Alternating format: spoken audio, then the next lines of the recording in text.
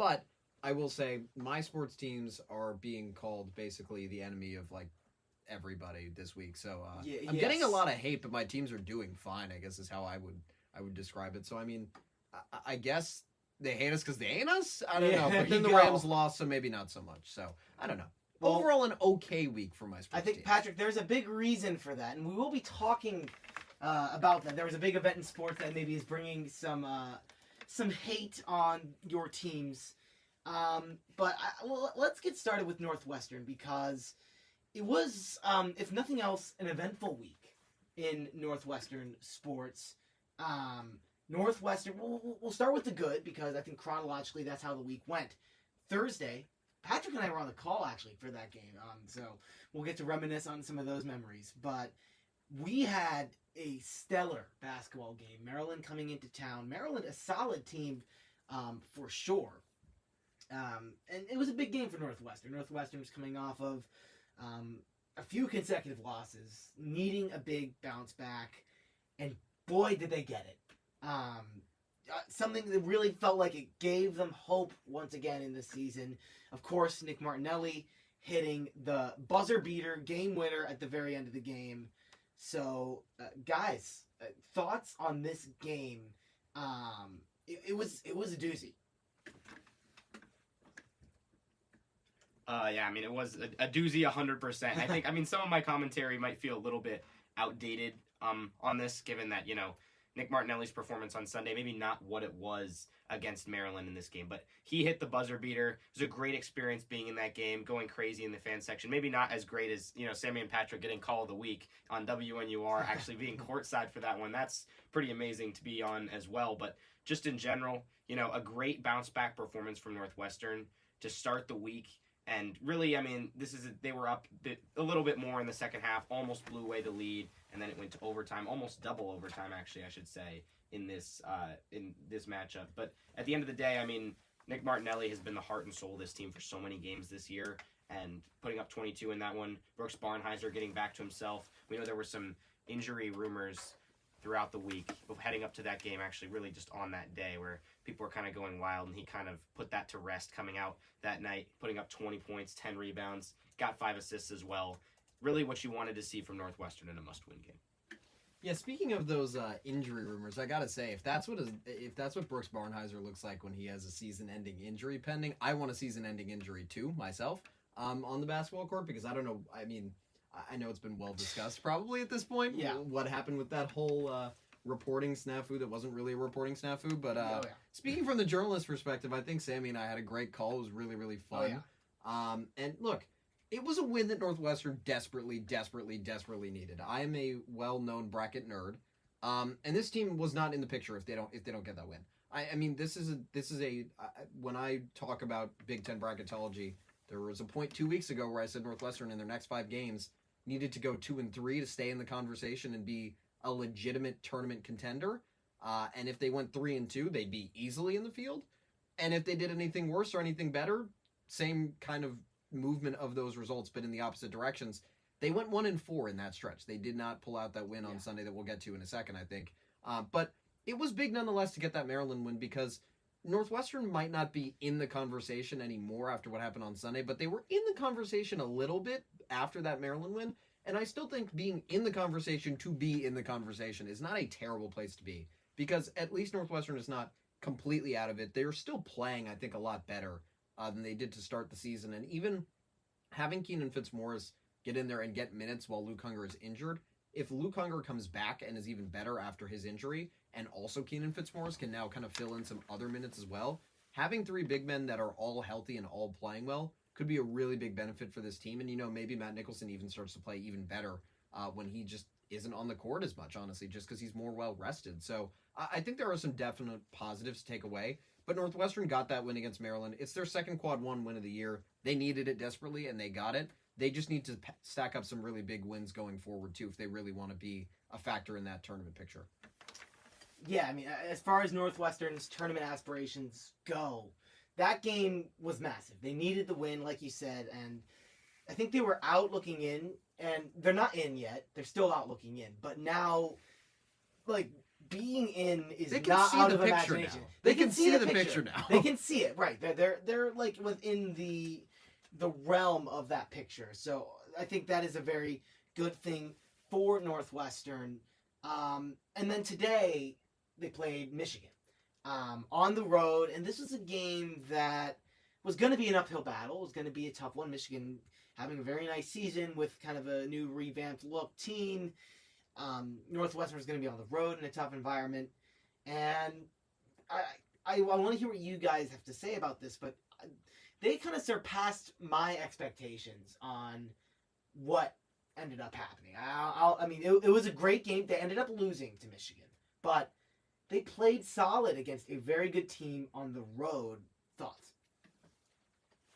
I want to say that I think, Sammy, we talked about it immediately after the Northwestern game, right after our broadcast was done, that Michigan was going to be angry because they had just lost to the only winless team in the conference on the road, and they were going to come back this game and be extra focused and play a really, really good game to send a message. And whether you want to say Michigan didn't play well or not is a different discussion, but Northwestern didn't have any message sent against them today. I mean, they clearly proved that they can stick in games with the top of the conference, honestly. I think, and that's also something that we were looking for after the Michigan State game where, Northwestern wasn't really in that one at any point, and that was even at home. And maybe, Michigan State could just be on another level. I mean, it's definitely possible. But this is a Michigan team that has the third longest active Big Ten home winning streak at 9 games now. It's a tough place to play, like you said. So to take Michigan to overtime on the road, I mean, this is a team that beat UCLA on the road by 20. They beat USC by double digits on the road. They beat Washington by 16. They beat Iowa at home. They beat Wisconsin on the road. They beat Xavier by 25, who beat who beat Marquette this week, excuse me. Like, this is a really, really good Michigan team, and they only have one conference loss. To be able to be in a game with them, even after Jalen Leach gets ejected in the second half, and he was pretty much leading the way for Northwestern that whole game, it's really about as good as you can ask Northwestern to play in a game where they had so much go wrong and so much go against them. I mean, I don't know if there was much more that Northwestern could have done in this game. And I really think that this is probably the most positive I've ever felt after a Northwestern loss since I've been on campus, honestly, because I did not expect them to be able to take this Michigan team to overtime with a kind of a new, refocused Wolverines team after that loss to Minnesota. Yeah, me neither. I mean, that was definitely not something I expected, but at the same time, the fact that they were so close to getting up to that threshold with their third conference win, potentially just getting some momentum and really jumping back onto that tournament bubble, winning a game that they weren't supposed to win, just would have been huge to get the victory. Obviously, the Jalen Leach ejection, in my opinion, that's what swung the game, and I think a lot of people's opinions as well. I think they would have won had Leach stayed in. They would have pulled it out on the road. But, I mean, shout out, though. Jalen Leach is someone who hasn't really, I've been on shows like Crashing the Boards this season. Jalen Leach doesn't get a lot of talk and fanfare, but over the last couple games, even against Maryland, but especially against Michigan, he's really, really looked good and stepped up in a number of ways. I thought against Maryland, he did a good job overall of managing himself against the press, which Maryland played throughout most of that game. Against Michigan, he even became a primary scorer before he stayed out for the final few minutes of that second half and overtime. And, I mean, really, he can be a guy who can handle some minutes, either bringing the ball up or significant minutes at guard, that's so huge for this team because we know the struggles that players like Ty Berry have had. I also like, speaking of Berry, how he's settled in coming off the bench these last couple games, and he only put up 10 points, got 7 rebounds, though, which is impressive, but really 10 points off the bench a game from Ty Berry, I feel like that's all you need. Like, you don't need Ty Berry as a Northwestern coach or a Northwestern fan to have huge games every day. I like the role that he's in right now, though, where he can come off the bench, potentially provide some firepower, hit some shots. I just feel like that's where he's going to be more productive rather than being in the starting lineup. And the last thing to me, too, I mean, Matthew Nicholson only scored 4, but he did pick up 16 rebounds, which is impressive against Michigan's post players. So really, I think that this was the first game in a while where we've seen, like, all 5 of a Northwestern's initial starting 5 to start the season all play well. Except, you could make the case that Nick Martinelli was pretty inefficient from the field, still got 20 points, but didn't have his best game. But overall, I thought it was a very complete game for Northwestern. Something to build on. It's really up to morale at this point. This team needs to hold their heads high even after that loss because while tough, the season's not over. And whether it's NCAA tournament, which, is unlikely but possible, or otherwise, there are still things to hope for the rest of the season. Yeah, ditto to what all you guys had to say there, it's tough because there's so many games this year for Northwestern that really, like, a few key moments, really one key moment in a few games Northwestern could, that's like a 3-game swing. I mean, you think the Iowa game, Josh Dix nailing a shot from 40 feet out, right? I mean, at the buzzer. I mean, what are you going to do about that? Penn State, what some would like to call, some refereeing issues. That definitely lots of complaints about that. And then today, where it went to overtime, Jalen Leach, who's having one of his best games of the year, gets ejected from the game. So a lot of things just kind of falling against the grain for Northwestern, but with the exception of the Michigan State game and the Purdue game, they have been in these games. They are competing.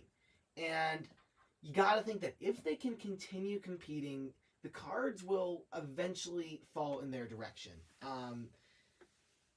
Unfortunately, the cards have also not been falling in the direction of the women's basketball team here at Northwestern, in even more of a substantial way. Today, all three of us actually were working on the broadcast crew for this game over at Big Ten Plus, and Northwestern was looking very good.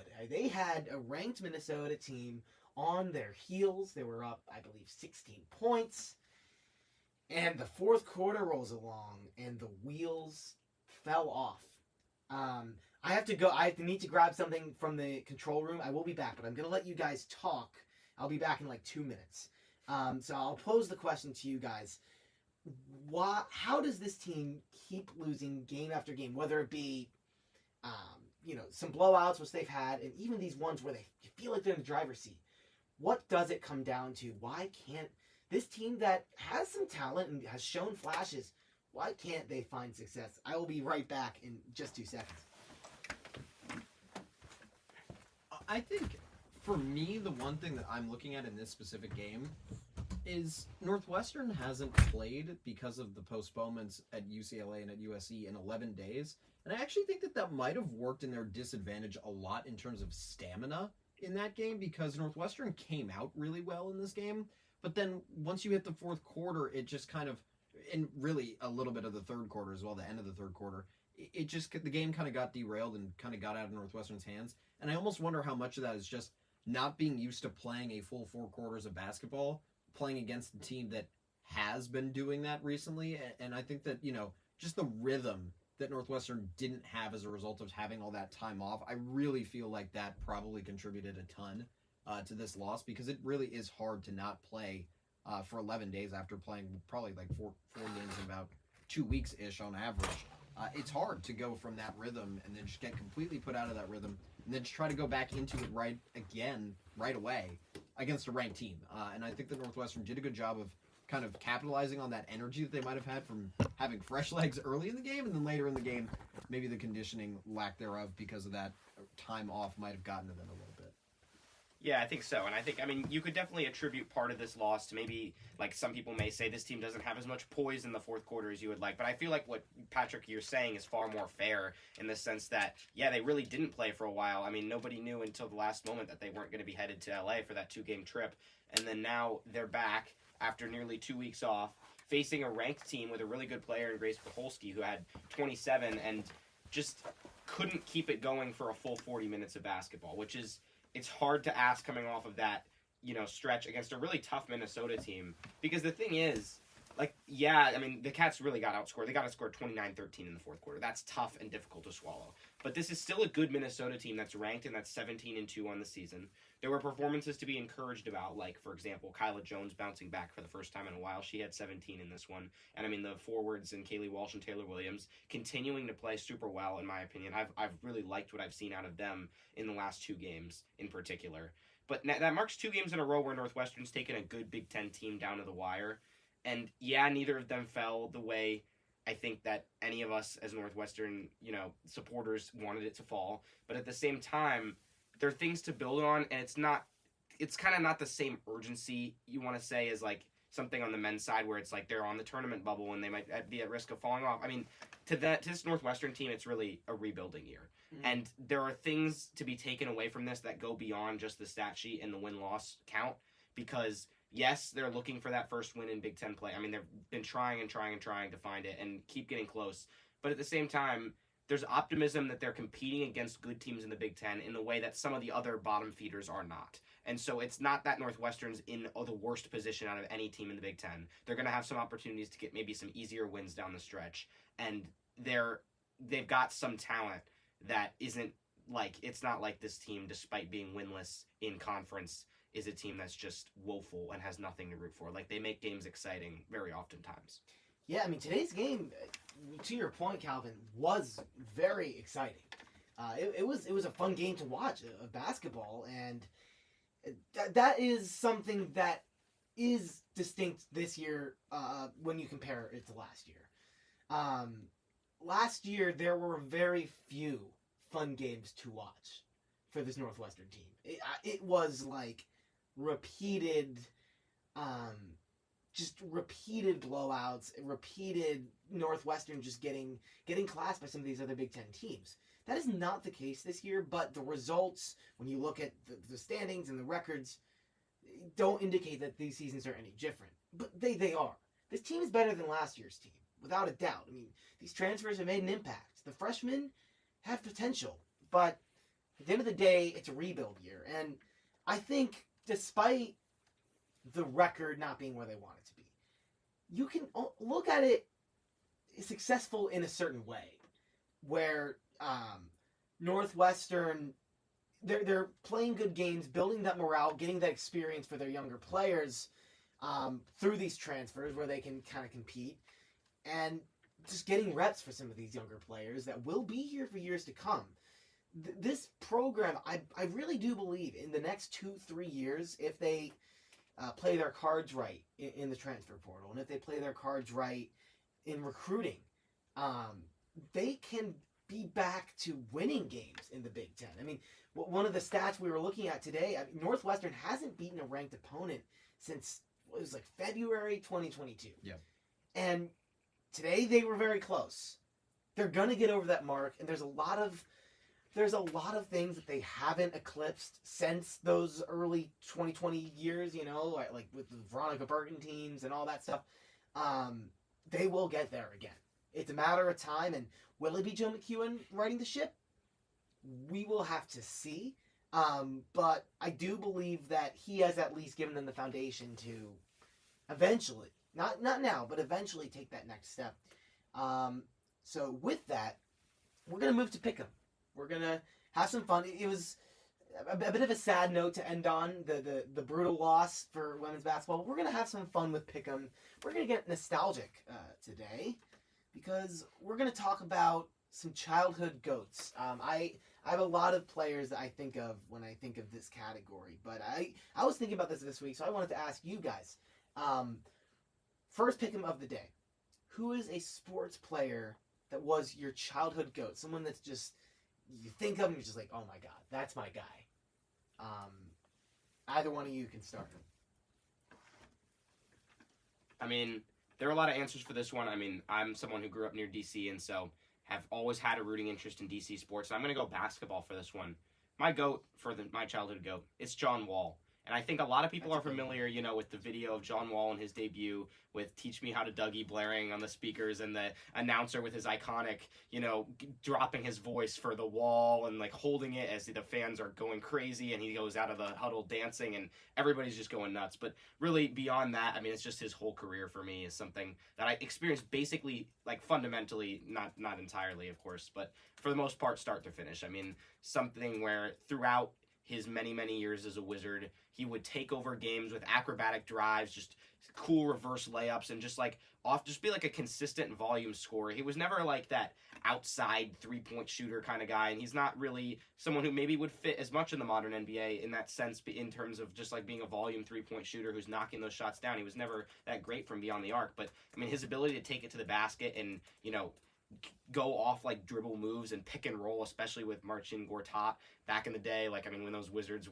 couldn't really get over the second round hump, but I mean, nonetheless, still fun to watch and really, really cool team to watch with John Wall. He was someone who, I looked up to throughout my childhood, and, he was someone I played basketball a lot back then. Don't play regularly now, but, we actually had a WNUR Yeah, pickup game over the weekend. But I mean, I played many years of house basketball back in the day. Hadn't really played in a while, and it kind of showed out there over the weekend. But I mean, nonetheless, back to the point about John Wall, like whether it was just watching him on TV, I would listen to games on the radio. Just an iconic figure. I feel like he's got that iconic name, and just someone who kept a woeful franchise afloat and took them in the playoffs a few times. I mean, that's all you can ask for as a DC fan oftentimes, especially as a fan of the Wizards. I think a lot of my sports teams have these like good, not good, not great, but like legend but not GOAT level players. And I think, I could go a lot of players on Michigan, and I could talk about Trey Burke, who won the Wooden. I could talk about Matt Kemp, who should have won an MVP but never did because of Ryan Braun. I could talk about Kobe, who, Kobe, you could argue, was the best player of a generation, depending on how you define a generation. Yeah. And depending on that definition, you could always say that he was the second best player in 2 straight generations, with LeBron better, and, I guess technically Michael Jordan at the very, very end of his career. But I'm going to go with Clayton Kershaw. I think that's just the one that, first of all, I can actually defend him as being the best player in his generation by far. And I will defend him on that argument all the time. But he's also the player that I modeled my game after as a baseball player growing up. I don't do anything lefty, but I mocked his delivery from the right-hand side. I had a phase too where I did a little. Yeah. I swear I was about to mention exactly what Sammy just motioned with. The little rise over the head with the glove. I would always bring it up all the way over my head, bring it back down, and my dad would sometimes laugh at me in the crowd because he was like, that has nothing to do with anything baseball. And I was like, you know what? It's just because Kershaw did it, and that's why I did it, because I was like, if the best of the best does it, why not me? So I think for me, it's got to be Clayton Kershaw, and I'm glad that later in his career, while the stats might have declined and he might be dealing with some injuries pretty consistently, at this point now he's gotten 2 rings, and I think he pretty much deserved that for carrying a whole franchise on his back for about 8 or 9 years of just winning a division but never even getting close to the World Series. Yeah. Usually us hosts don't like to submit answers, but for this one, I'm gonna just float mine up. I gotta go with Derrick Rose, kind of along the same vein as John Wall. I loved some of those battles. I believe there was a playoff series, was there not? Maybe I'm remembering that, but I don't know. Maybe my brain's playing tricks on me. But D Rose and John Wall, those were like two of those top point guards at the time. Both John Calipari guys. As I grew up a Kentucky basketball fan. D Rose didn't go to Kentucky, but still kind of a cool tidbit. But whenever I think of D Rose, man, it's happy memories. He was kind of one of those first athletes that I really latched on to, and there was this whole past month. The city of Chicago has been doing a lot of stuff, reminiscing on D Rose. They announced that the Bulls are going to retire his number. They had a D Rose Day at the United Center, right? And it's been really special, and it's kind of crazy that it's been about 10 years now. But he just had a lot of moments, and really the Bulls haven't been good at all since he left. So shout out to him for that. Good answers. Wall and Kershaw are both great. So next up, kind of along a very different vein, but what's a rule change in the entire world of sports? Could be baseball, football, anything. What's one rule that you want to see either added, subtracted, changed a little bit, modified in any major sport, or even, I guess, if you want an obscure sport, you can do that too. So I think I'm going to go with a very simple answer, but I think because it's simple, it's really feasible. College basketball needs the rule where you can advance the ball with a timeout at the end of the game. It's a thing in women's college basketball.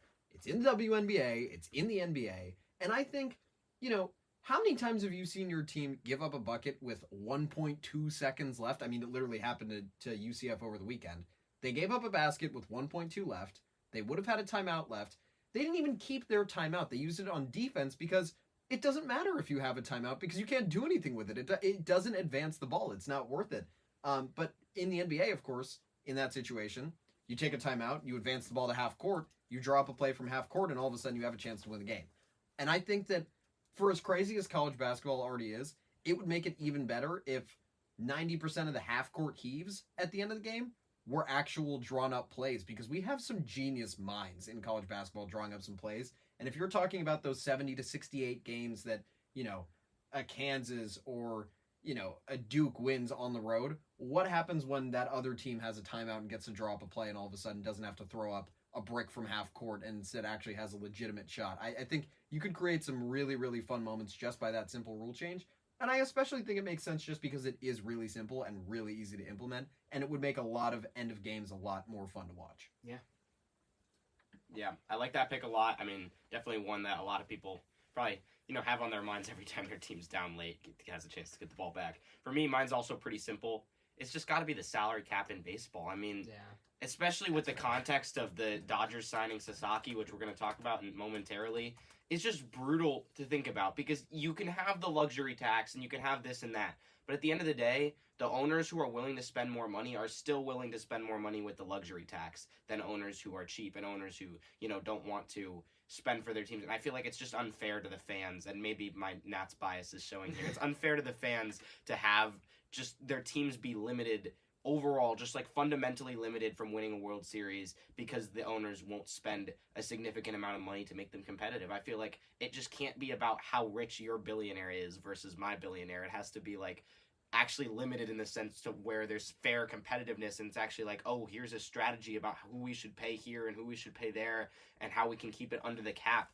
It's just something that's wrong with baseball and hasn't really been a problem until like these last few years, in my opinion. But it's just showing up in big way. I just feel like there's nothing more to say to it than that. I will say, though, Sammy, I looked it up. The Bulls-Wizards series you were referring to, I believe, 2014. Yes. I don't know if Rose was active in that series, but they did play about a decade what? ago. That may have It could have been been his injury year. Yeah. Oh, you know what? God, but who was playing point guard for the Bulls? Nate Now Robinson? I don't know if that was I think Robinson was a year or two later. Those are some fun years. It was oh man, now it's gonna bug me. Now I'm curious. Well, yeah, wait. Oh, it's Jimmy Butler. It was a Jimmy Butler team. But Jimmy, he wouldn't have been a point. Wait, DJ Augustine? Yes, Augustine, DJ. yeah. Oh my God. I get, yeah. Wow. I just meant leader of the team. not point DJ, guard, yeah. my bad. Wow, DJ. Yeah, that's what I was thinking of. Yes. Okay. That's a crazy pull. We have officially talked about DJ Augustine on this episode of Sports Voice. Did not expect to do that, but it has been done. Fun answers on both of those questions. But yeah, let's talk about the NFL. Also, I you know what? Usually Claire and I like to debate among the winners. You know what? Everyone's a winner tonight. Yeah, I don't want to. I can't choose. I can't choose. But yeah, let's talk about the NFL. And I think, considering who we have in the room here, I think it would be foolish not to start with just the incredible game that happened last night in Detroit. Calvin, longtime Commanders fan, lifelong Commanders fan, you have never seen your team in the NFC Championship. How does it feel? I mean, what a moment last night it was for DC, and which I can appreciate being from the region, not a Commanders fan, but I've sure seen a lot on my Instagram stories from friends back home. Yeah, I mean, it was a weird phenomenon heading into the week because coming off that Bucs win for me, I was just overjoyed because this team hadn't even won a playoff game since I was literally 2 months old. Just, obviously not the foggiest memory of that game. But then coming into the Lions game, it was something where I was worried about myself getting more and more optimistic as the week went on because I was worried I shouldn't say the Commanders would come in there and just, get boat raced and get blown out of the game, and Jahmyr Gibbs and David Montgomery would have their way. And I mean, Gibbs really did have his way, but that game was just nuts. And I remember, I was just, throughout glued to the TV, of course, visibly nervous throughout that first quarter. By the end of the second quarter, though, it wasn't that I was necessarily sure that the Commanders were going to end up winning the game, because it was just such a back and forth game at that point that even though they were up 10 at the half, I could almost just sit there and laugh because of how back and forth it was. The touchdowns back and forth, 42 points in the quarter, just big play after big play after big play, and that the Commanders were staying in it. Just really all you could ask for. They ended up winning the game, first NFC championship in about 33 years. And now, I mean, not only is that just incredible, I've watched this team for over a decade, just seeing that, I feel like they have a shot against the Eagles in this next week, and I think regardless of what happens, I will say this on a football basis, whether they win or lose in that game, I think Jaden Daniels outplays Jalen Hurts. 100% I do, and I think that he's shown so much in his rookie year. The poise is really the top thing you can point to, but he really can almost do no wrong in the eyes of most Washington fans, and I think Jalen Hurts has had, not as great of a season overall, and I think although the Eagles got the best of the Commanders round 1. Commanders got the best of the Eagles in round 2, although they did have Kenny Pickett out there for a lot of that game. Now it's, the grudge match. I think it's going to be close. I think regardless of what happens, though, Jaden Daniels outplays Jalen Hurts next week. Just objectively, statistically, whatever you want to say. It's going to be a good game. I want to go, Calvin obviously has the real hometown ties here. But I want to say, my dad is from just outside of Detroit. And when he was growing up, he always told people, not when he was growing up, once he moved out to LA and when he was in college at Michigan, he would always tell people that he didn't have a favorite NFL team because the city he grew up in didn't have a team. And then everybody would ask him where he was from. He would answer, I'm from Detroit. And everybody would go, but you have the Lions. And he would say, does that count as an NFL franchise? If you actually think about it. And I think it's honestly kind of insane to just think that there is a franchise out there that basically every year, you don't even have to look at analytics. You don't have to look at numbers. You just have to see the name and say, they have no chance of winning because they're just cursed. I mean, there is no point in my life where you will ever get me to pick the Lions to win a Super Bowl until they've won it, and I believe that the curse is broken. It's like the Red Sox. It's like the Cubs. It's like they are just the franchise that it just feels like it's impossible no matter what they do, no matter what their roster is. I mean, this year, how many defensive backs do they have injured? Like a million. Do they have more defensive backs injured than the rest of the league has starting defensive backs, period? I mean, it's possible. I mean, I just feel bad for Lions fans at this point, I think is my takeaway. But at the same time, no matter what, two franchises that were starving for success playing each other with a chance to get in the NFC Championship game, I think is a really good thing for the NFL, especially when the teams on the other side both have been in the Super Bowl and have won Super Bowls really, really recently. In terms of the other game in the NFC, which of course didn't go the way of my team, but that's a different story. Well, yeah, I mean, I guess we had both your teams. Going at it. Of course, your Rams not as successful. No. Now, I guess, did you catch much of that game? I know we were together. I forgot that game was happening earlier today. I'm not going to lie. I was so locked in on the Big Ten Plus broadcast of women's basketball. Do you catch any of that Rams game? I did not catch enough of it in terms of how much I would have liked to have watched of it, but at the same time, I've told people this entire season, when they were 1-5 and had lost to the Bears in embarrassing fashion on the road, I said, I don't care. This season is either over or they're going to randomly do what they did 2 years ago and win 9 out of their last 11 games, make the playoffs for no reason, and lose before the Super Bowl, so I don't really care what happens. And I kind of had to be a man of my word and kind of stand on that because I was like, funny. I mean, I didn't really think there was any chance this year, like looking at the Rams roster. I mean, you have to replace Aaron Donald. There's so much this team is lacking.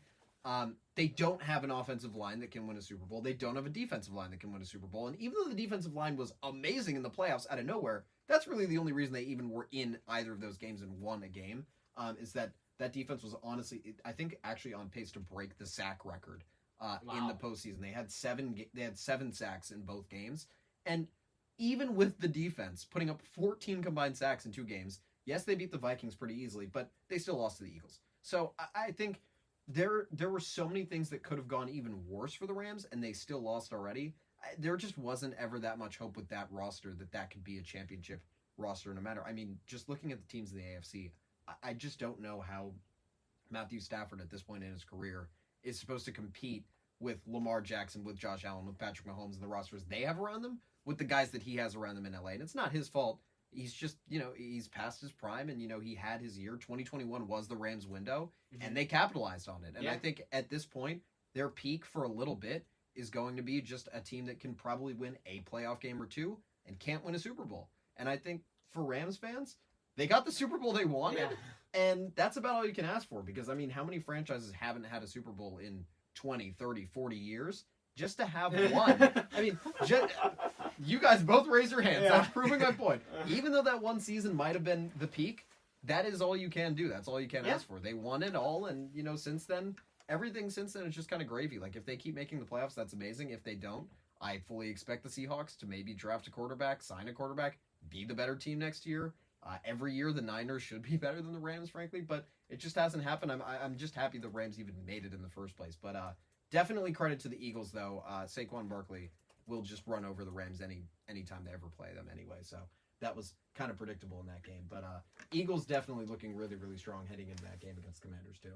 Yeah, absolutely. The Eagles are a tough out, and I mean, part of the reason, they're actually favored points-wise in this game. I think there were, like, at some sports books, like 4.5-point favorites when the lines came out. Makes sense. I mean, they're being at home and all that.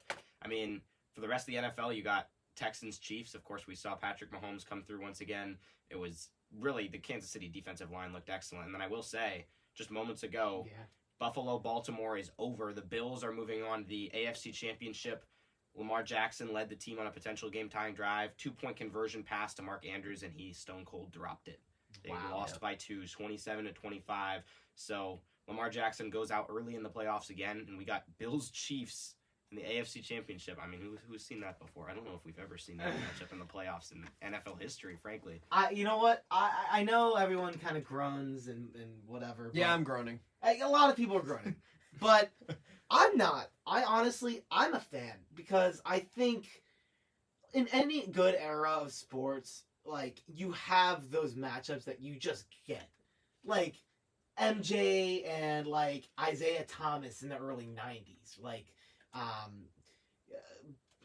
don't know, like, Tom Brady and Peyton Manning. Like, Peyton Manning, right? Like, you get those rivalries, not just between teams, but between players, quarterbacks. And that's what we have here. And it's turning into one of the better ones in NFL history, in sports history, really. I mean, another AFC championship between these two teams, so much on the line whenever these guys play. And I mean, each matchup I feel like has had drama, controversy, I mean, you name it. So, look, I mean, I'm not, like, necessarily thrilled at, at the maybe lack of parity in the AFC, but it's exciting when you get these storylines, because at the end of the day, I say it all the time, that's what sports is about. It's about the drama and the storylines, and I mean, I think on both sides. I mean, not on that side, and we talked about that, but then on the NFC, I mean, Commanders, Eagles, that's a fierce rivalry. I know, Calvin, I know you can attest to that, and the Eagles, a team that they've been scratching, they've been scratching at the kind of Super Bowl territory for a few years here. Commanders are kind of in it. I mean, they're in it unexpectedly. I think we have two really fun matchups on both sides. We are running a bit low on time. I do want to talk about Roki Sasaki real quick. Patrick, I'll go to you first. I know your Rams lost, but you got some really good news in the baseball world as an LA sports fan. So I actually think the Sasaki news was not surprising to me. The one that was surprising to me was that the Dodgers were able to sign Tanner Scott after that for 4 years and for $72 million. I know this is going to upset Sammy, but there was also a report by John Morosi that the Cubs offered Tanner Scott 4 years, $66 million. Yeah. So just $6 million short of the Dodgers offer. I'm not sure that's so Cubs. Not to be rude, but if you gave me the chance to play for the defending champions and also $6 million more dollars, I think it's kind of an easy choice. Yeah. So I don't think there really was much of a choice there. But at the same time, yeah, I as a Dodgers fan, like, I think every other team in the league should be upset. I 100% agree that any team that doesn't have an owner that's just going out and spending his money from owning a Premier League team on his MLB team should be upset. And frankly, Mark Walter might be the only owner in the league that does own a Premier League team that makes a lot of money and has a lot of money just left over that he can spend on the luxury tax in baseball. And I do agree with Calvin, even though it has greatly benefited my team that there is no salary cap, there should be one.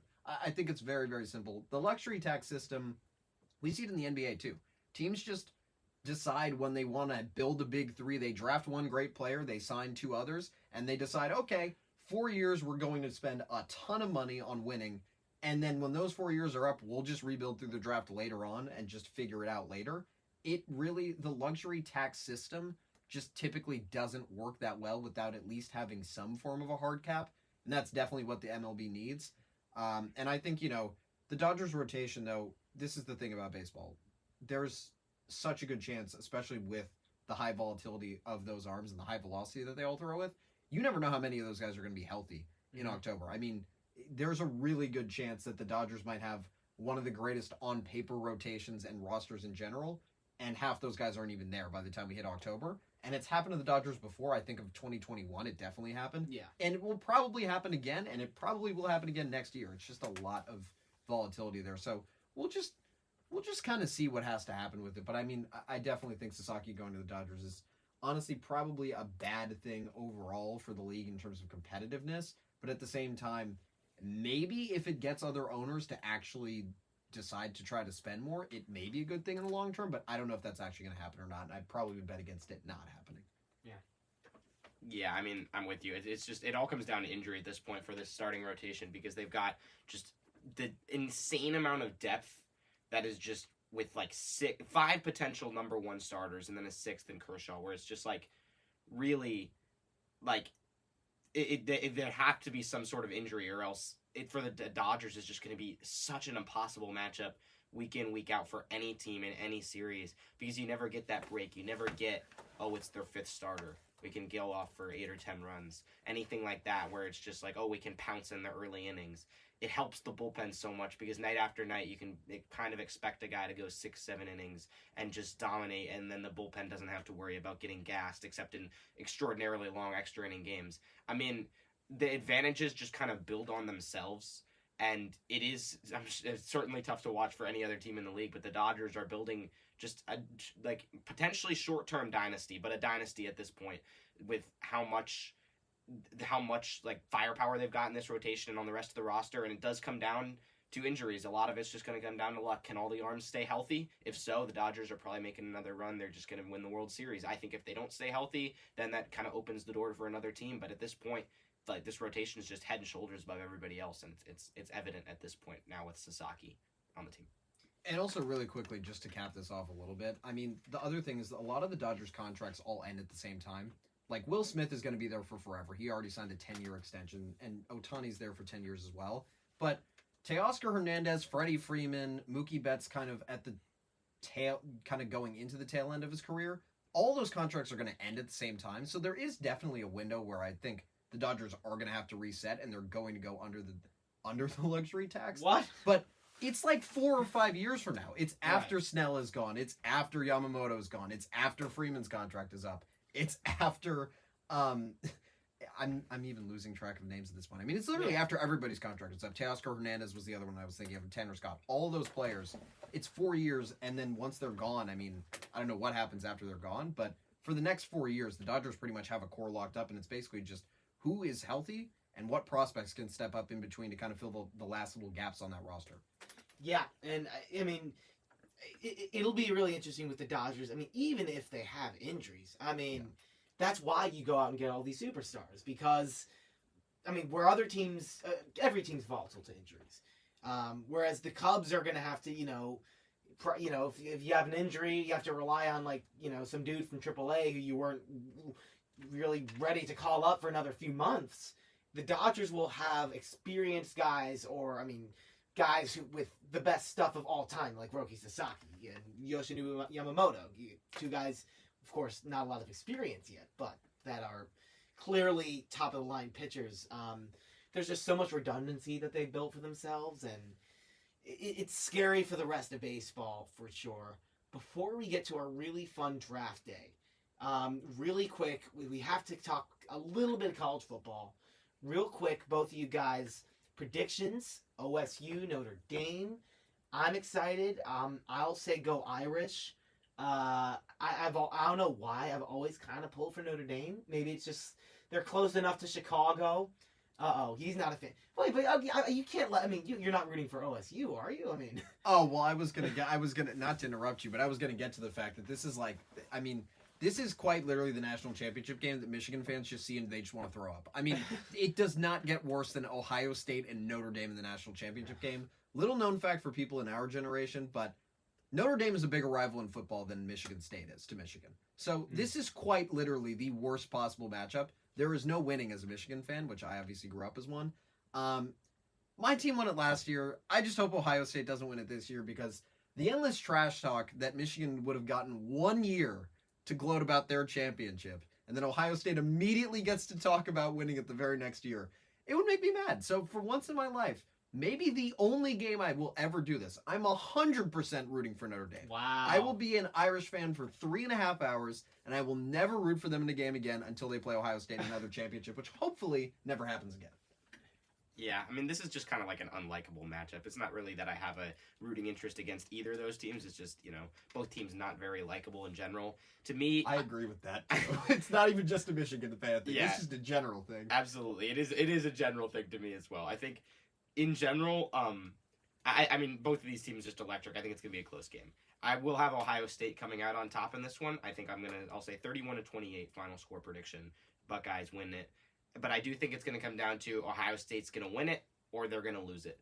In my opinion, and that sounds kind of generic, but to explain, the fact that this team has been so good when they've been at their peak and kind of showed that in dominating Texas in the semifinal game.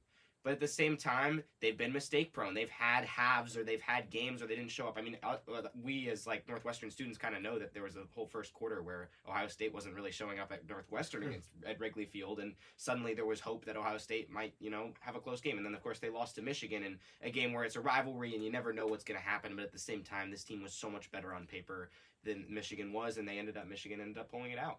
And so it's been a more inconsistent Buckeyes squad this year versus a really Notre Dame team that outside of the loss to Northern Illinois has just been consistently dominant and kind of not really carried by, necessarily a superstar quarterback, although Riley Leonard's looked really good at times this year, but kind of just a really consistent plethora of depth weapons. I just think the receiving talent, though, on Ohio State's too much to stop, so I'm going to go with the Buckeyes in a narrow victory. Yeah, on an objective standpoint, like I 100% agree that Ohio State has the better team on paper and should win this game, and it's just all about what Ohio State shows up. If it's the Ohio State that played Michigan, they're 100% losing this game. If it's the Ohio State that played Oregon, honestly, even the Ohio State that played Oregon in the first game of the season or the second game of the season, they're winning this game.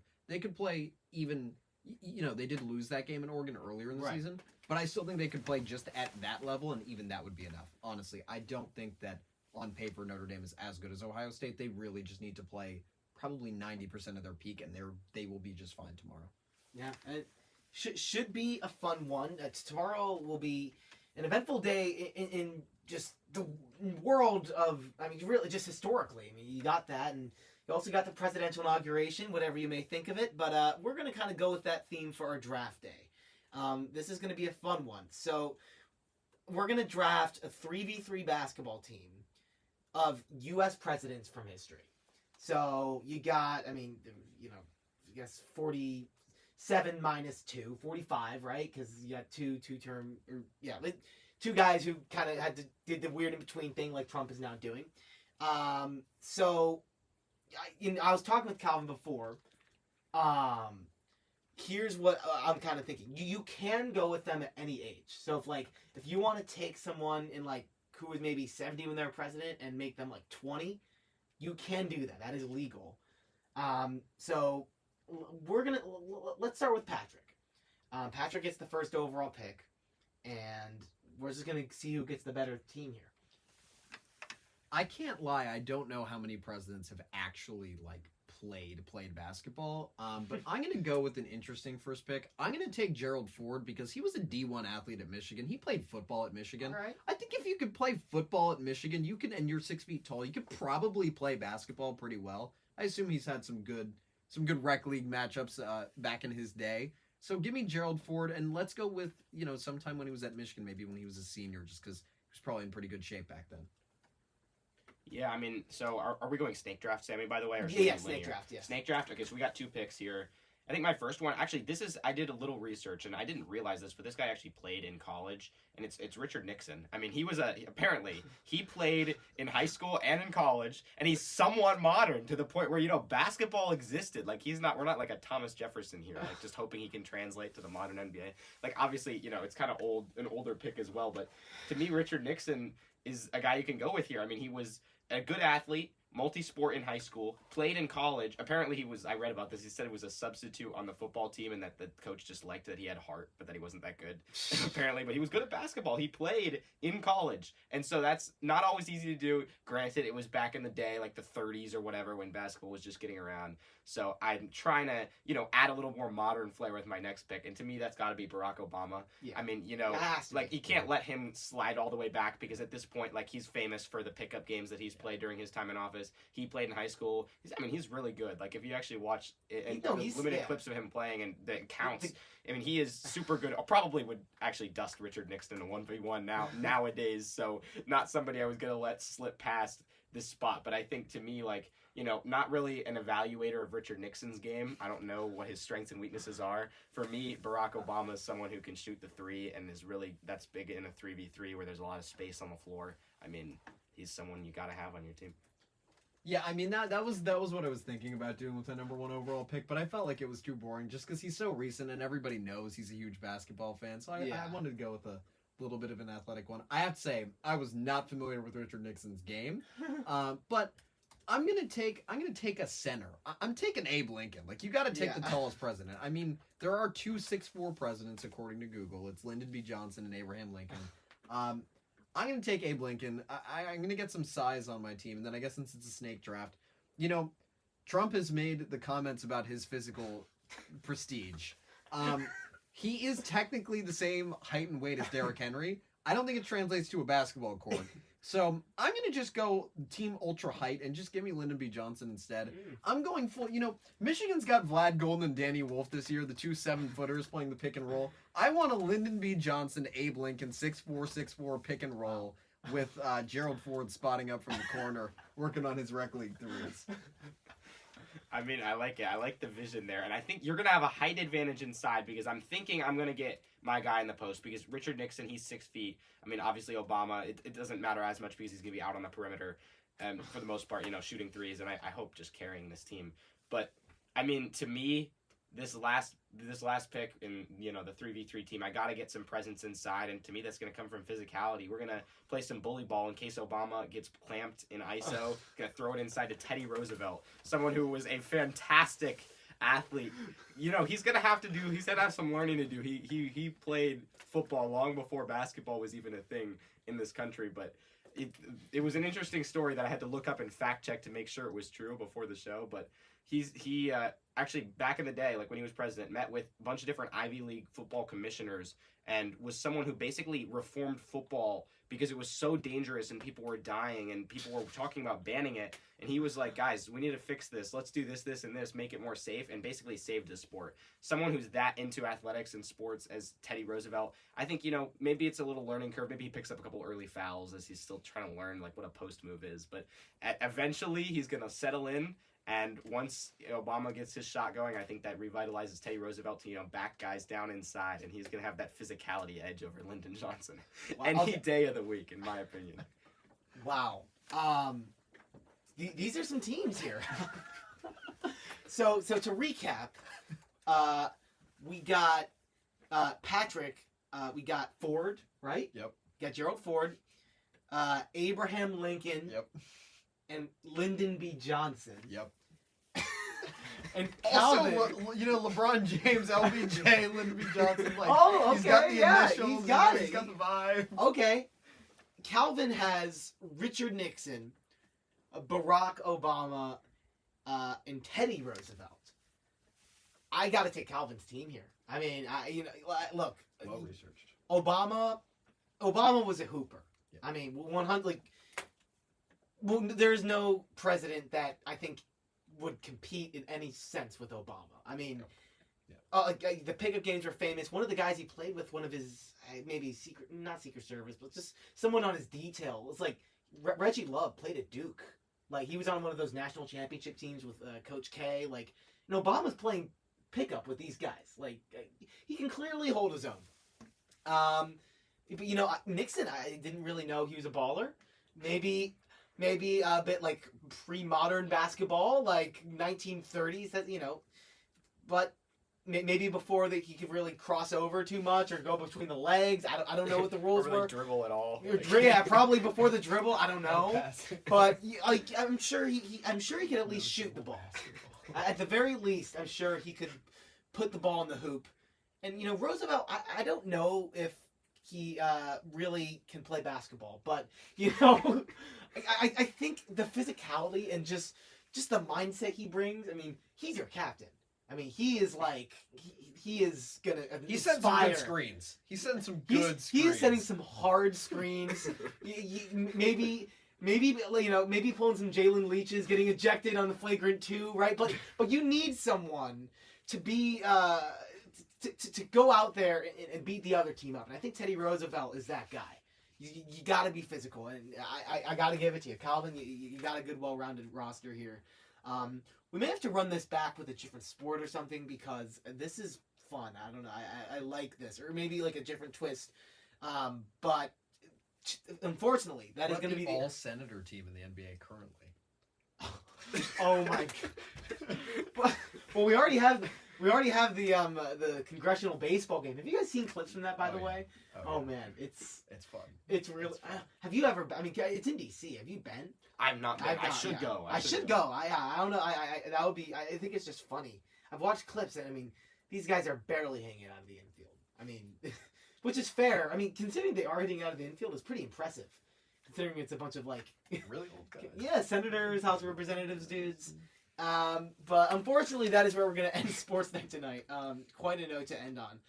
Thank you to Calvin and Patrick for joining me here tonight. Claire, not here today, but she'll be back next week better than ever. We're excited. So yeah, for these two, we'll be back in a week, and we're going to have another electric episode of Sports Voice.